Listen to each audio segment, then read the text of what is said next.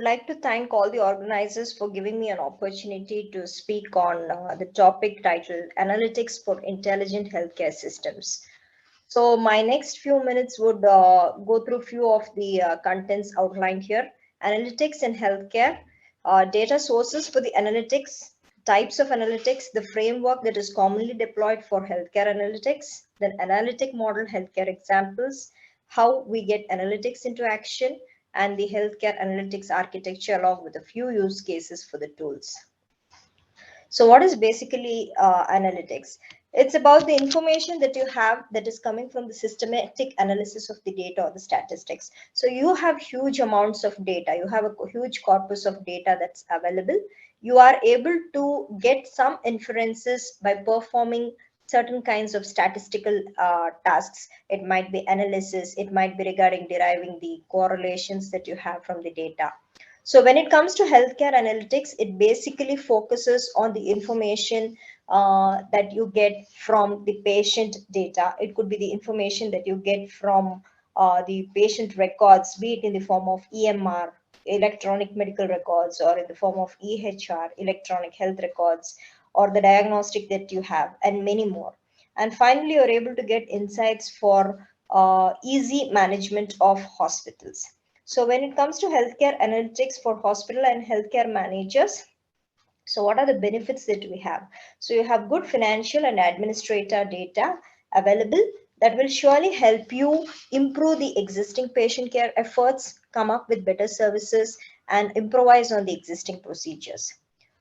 So what are few of the sources of data to perform analytics? As I mentioned earlier, it is EHR.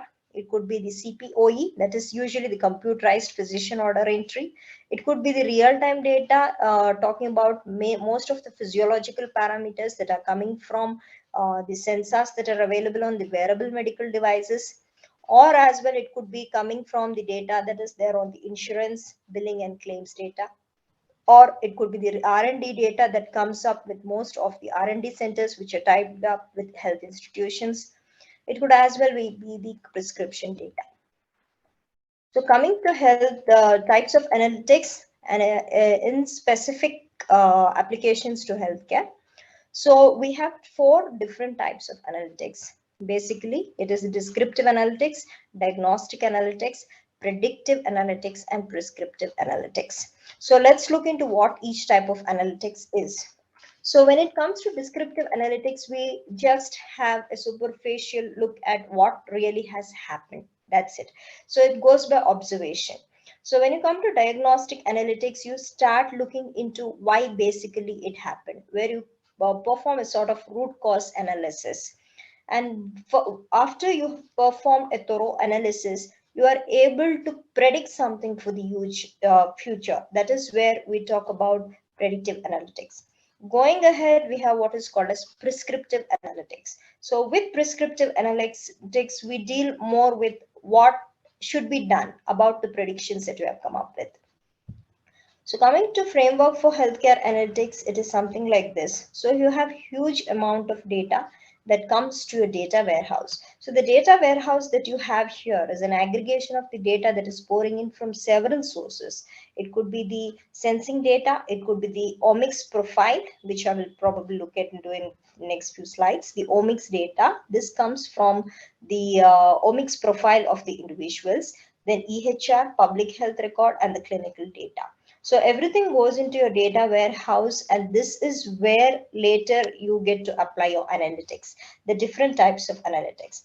So while descriptive and diagnostic analytics comes up with insights, predictive and prescriptive are got to do more with what is going to happen in future, how you are going to come up with the predictions that you are actually predicting. So that is more about foresight. And with all these things, what do we look into basically in healthcare analytics? You look into for improved outcomes.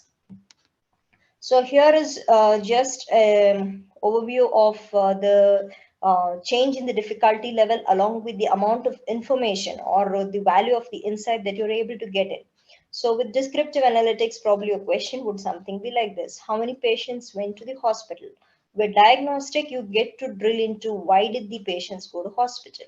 When you come to predictive analytics, you are able to predict for a new group of people whether they are to get into the hospital. And when you talk about prescriptive analytics, you go a step ahead and see with the prediction that you have, how do you overcome? Does the group of patients require an exclusive different treatment or a certain sort of procuring of the extra equipment facilities so as to overcome from the consequences? So this is one of the Gartner's analytic healthcare model sample that we have come up.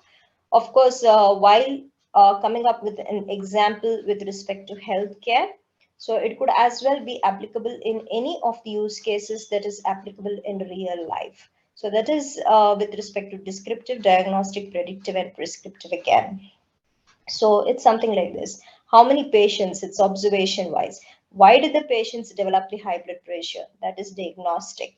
And what are the chances that he is likely to end up in stroke because of exhibiting high blood pressure? That would be predictive.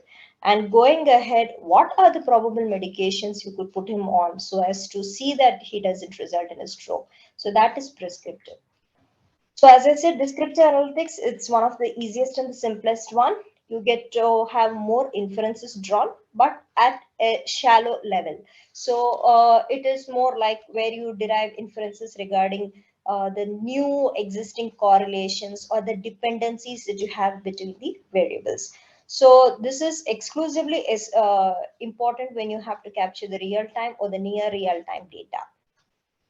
So these are few of the examples, few of the common questions that would be answered at the descriptive level.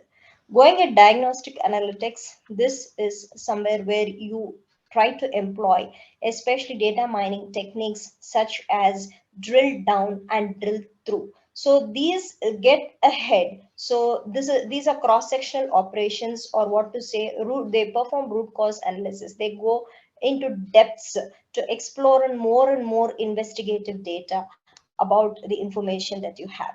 So first, so one of the root cause analysis would go something like this. You see a group of patients, all of who are probably exhibiting high fever, dry cough, and fatigue. And finally, after your diagnostic analytics, somewhere you end up with the conclusion all of them were attributed to the same infectious agent. So coming to predictive analytics, as I said, you have huge amount of data in the past. You are able to perform analytics that will help you predict what's going to happen in future. So for this, of course, you have ML, the machine learning algorithms with which you are able to train the machines to predict what's going to happen in future. So it could be the person's past medical history, it could be the demographic data, it could be the physiological parameters, it could be the behavioral data which is fed to the model, which probably would result in predictions. So this is something like this. So you have historical data, you apply your ML algorithms, which are basically predictive in nature, you come up with a model. So once the model is ready, you are able to give your new data, and with this comes the predictions. Finally, also with respect to machine learning, we have two, AML and IML. So automatic ML is where everything happens to be on its own, even without the inclusion of human. There is no human intervention. But with IML, however, we always have a clinician or a physician in loop. So we are right now still at the stage where we are in IML. So prescriptive analytics is where you suggest various course of actions and also outline what the implications would be. So this is a step ahead beyond predictive analytics. So it doesn't stop with the outcome, but it goes to demonstrate what are the possibilities with respect to the different set of actions that you have decided. So these are few things which you can have as benefits from the prescriptive analytics. So overall improvement in the effectiveness of the clinical care delivery at the hospitals, then acquisition of appropriate intervention models for risk stratified individuals and so on.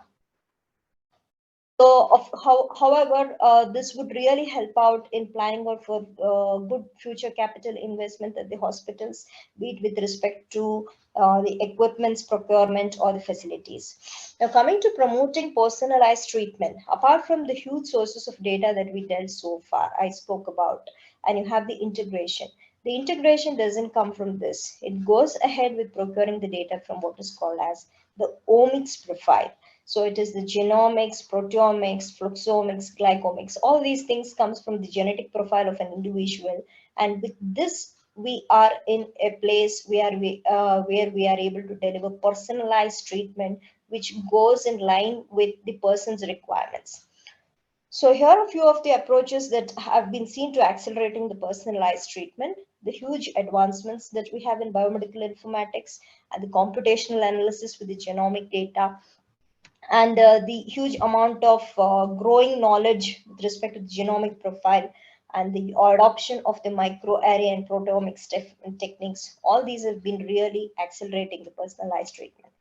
So few ways how as to how analytics has been put into action. So it's there in CDSS, the clinical decision support systems, well with respect to population health management and overall quality improvement, then administration planning, especially with respect to hospital equipment utilization, risk assessment and fraud prevention. This would help in the claims data that happens at the insurance that is associated with hospitals. So here is an healthcare analytics architecture, as you can see. So it is something like this. You have huge sources of data where integration happens. Then you have data sources. Then you need to assure security for the data that you have. You have a huge range of analytical tools that are there and various analytical use cases which can be run. It could be with respect to the research administration and planning. It could be with respect to the CDSS. It could be with fraud detection that could happen with the health data and so on. So here are a few of the common analytical tools that have been there, especially with respect to the different kind of data that can be acquired. So we have data profiling, to mention a few: data mining, text mining, and statistical inferences. So these are the use cases for healthcare analytics. Basically, with all analytics in healthcare, you are able to build a patient risk scores where you are able to group the patients probably based on the severity of the disease, moderately controlled, poorly controlled, or well controlled. So that would be risk stratification. It would also be possible for you to come up with few of the early signs of a particular disease, which probably would end up in dire consequences. And you are able to control the supply chain inefficiencies if you have predicted predictions with respect to the equipments. And probably this would help you in proper staffing of and managing the unexpected inflow of the patients. A few companies that have been working on big data analysis: the IBM Watson, Health Fidelity, Rome Analytics, and digital reasoning systems. They've already been in place with a lot of advancements in technology. So to go ahead, the basic conclusion would be there's a lot of potential for healthcare analytics. However, there remains challenge in evolving into a promising field. Hello. Thank you.